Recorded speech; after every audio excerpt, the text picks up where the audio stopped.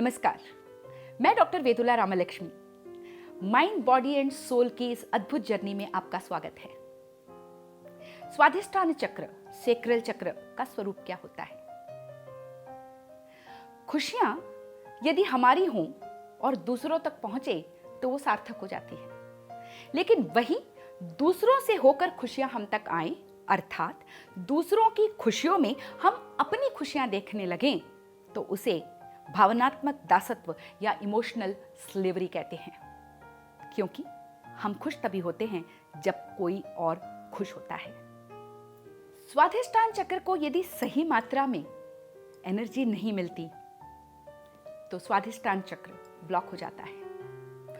और यदि किसी मनुष्य का स्वाधिष्ठान चक्र ब्लॉक है तो इसका मतलब है कि वो मनुष्य बिना फीलिंग्स के एकदम निर्जीव सा हो जाता है।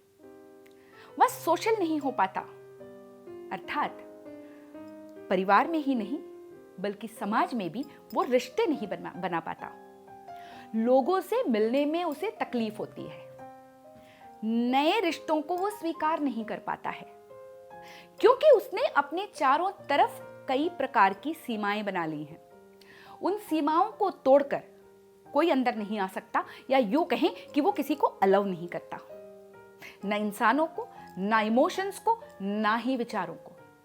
वह अपनी उन सीमाओं में कंफर्टेबल महसूस करता है। उससे वो बाहर निकलता ही नहीं और ना ही निकलना चाहता है। जीवन की हर खुशियों से बिल्कुल दूर प्लेजर का कोई नामो निशान नहीं होता। सेक्सुअलिटी उसके लिए एक गिल्ट है, अपराध बोध है। सेक्स से जुड़ा कोई भी विचार उसे अपराध बोध से भर देता है। उसे लगता है कि सेक्सुअलिटी एंड सेंसुअलिटी सामान्य नहीं है, अर्थात sex is equal to guilt. वहीं यदि सेक्रल चक्र, स्वाधिष्ठान चक्र को ऊर्जा अधिक मिल जाती है तो क्या होता है? ऐसा व्यक्ति सिर्फ और सिर्फ अपने मस्तिष्क को छोड़ अपने इमोशंस की सुनता है। उसके लिए इमोशंस ही सब कुछ है। वो इस हद तक सेंसिटिव होता है कि एक तरह से इमोशनल डिक्टेटर बन जाता है। लोग उसके इमोशनल स्टेट से डर जाते हैं और उसके इमोशंस को स्वीकार करने लगते हैं, क्योंकि उनके पास कोई और ऑप्शन नहीं होता, और इस तरह से वह इमोशनल डिक्टेटर बन जाता है। वह अपने लिए कभी कोई बाउंड्री बना ही नहीं पाता। जितने लोग मिलते हैं सबको अपना समझने लगता है और उनसे मिलने वाले हर नेगेटिव पॉजिटिव इमोशंस को अपनाता चला जाता है, और अंत में मुसीबतों का घर बन जाती है उसका सारा का सारा जीवन। वह एक तरह से प्लेजर एडिक्टेड होता है। दोस्तों की महफिलें, रौनकें, पार्टीज, ये सारी चीजें उसके जीवन का केंद्र बन जाती हैं। प्लेजर एडिक्शन की वजह से दूसरे सारे व्यसन भी उसमें घर कर जाते हैं। चाहे वह मादक द्रव्यों का व्यसन हो, चाहे वह स्मोकिंग का एडिक्शन हो, या फिर सेक्सुअल क्रेविंग्स हो। अत्यधिक ऊर्जा से युक्त होने की वजह से कई बार ऐसे मनुष्य सेक्सुअल क्रिमिनल्स भी बन जाते हैं।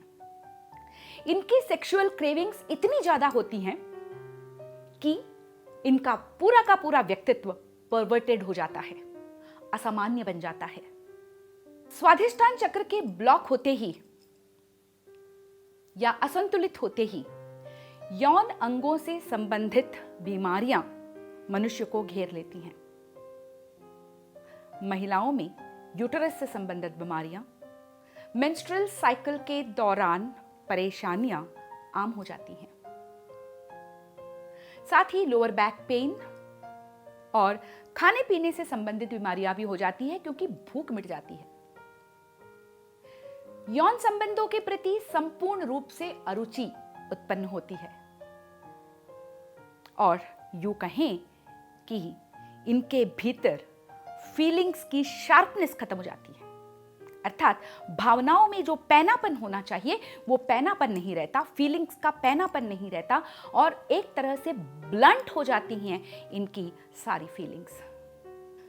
स्वाधिष्ठान चक्र यदि संतुलित हो तो मनुष्य अपने चारों तरफ सीमाओं को बनाने की समझ से युक्त होता है, अर्थात उसे पता है कि कब उसके अपने चारों ओर बाउंड्रीज बननी चाहिए और कब टूटनी चाहिए। वो फ्लेक्सिबिलिटी और उसकी समझ उसमें आ जाती है। उसके लिए जीवन का उल्लास और उत्साह जरूरी होता है। वह जीवन को पूरी तरह से जीना जानता है। उसके लिए अपनी सेक्सुअलिटी और सेंसुअलिटी सामान्य सी बात होती है और उसकी पॉजिटिव समझदारी भी उसमें होती है।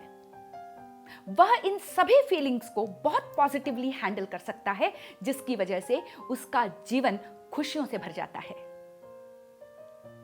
स्वाधिष्ठान चक्र को कैसे बैलेंस करें और इसे कैसे एक्टिवेट करें, ये जानने के लिए देखते रहिए माइंड, बॉडी एंड सोल।